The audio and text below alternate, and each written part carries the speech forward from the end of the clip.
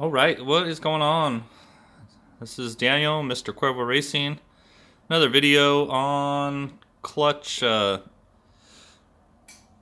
life and what oil to use. So here in the last few days, I've gotten two bikes in that both had clutch problems.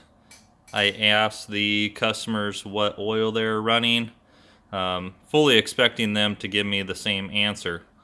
And both these customers, as with many others who have the same exact problem over the years, answered, well, I run Yamalu, of course.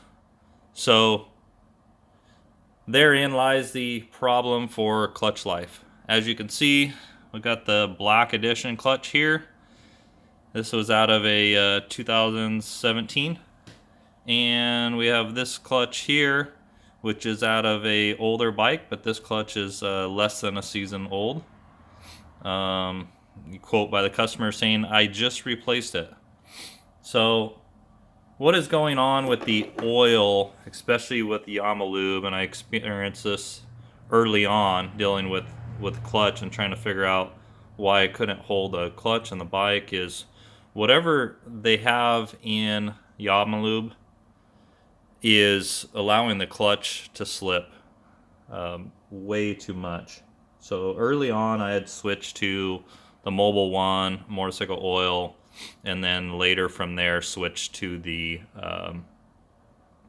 AMS oil, motorcycle oil, or ATV oil.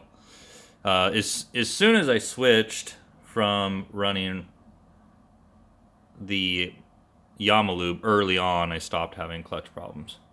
And just about every bike that comes in that does need a clutch, is even really low hour stock bikes, are on Yamalube still. So my recommendation is get away from that as soon as possible. I know the dealership's going to tell you that's what you need to run, but really, when people call me, they say, well, what should you run? And I say anything but Yamalube, because I don't see this problem with other oils. So a lot of guys run the Rotella T6, a lot of guys run the Mobile One, a lot of guys run the Maxima oil, the Lucas oil. Of course, the AMS oil stuff is in my opinion some of the best stuff you can get, that's accessible. A lot of guys, I recommend go down and get a Mobile One, but the friction modifiers or the additive pack in the oil is causing excessive slippage, which turns into heat and just totally burns these up.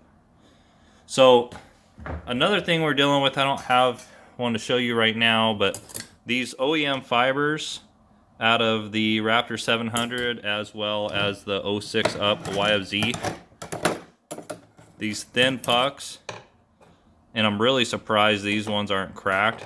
They tend to crack. They tend to fracture and come apart and turn into 1,000 pieces and go in and ruin your oil pump. So that's what happened to this customer, is he broke fibers and changed the clutch, put that clutch back in, and ultimately the engine came in for needing a rod, and it ultimately ended up being the broken fibers got in and messed up his oil pump and everything else. So what I use is 0405 YFZ 450 fibers.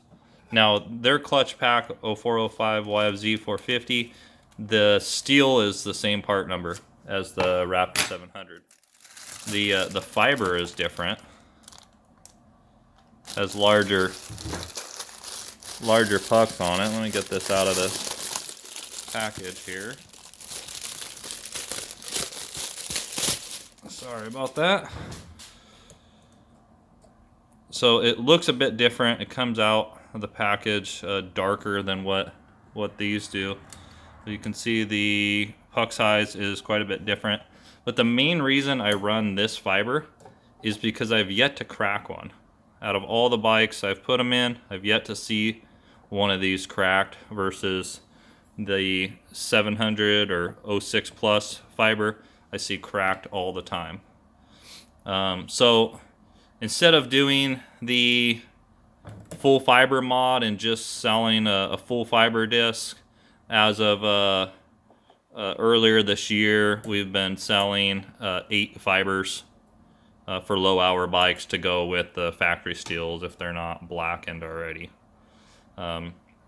If you pull your clutch out and it looks like this one already, where that steel has heat in it, that needs to be replaced. So some might say, well, that's not enough heat to really do anything.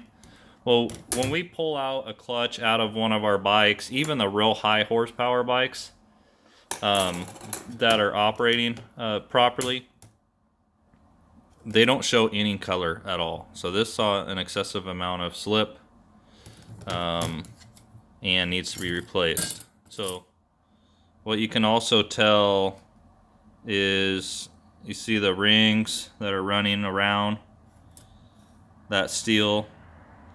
Just means material was in there and that was slipping a substantial amount.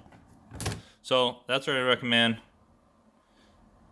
The oil is the biggest deal. Clutch life is engine life, because if this burns out or goes bad, all that clutch material is going into the rest of the engine and damaging the engine. So I tend to cater more toward what's going to make the clutch live versus the best oil for the mechanics of the engine, because ultimately this will kill the engine faster than an oil that isn't as slick and is catering toward one to protect the hard parts of the engine. So, all right, guys.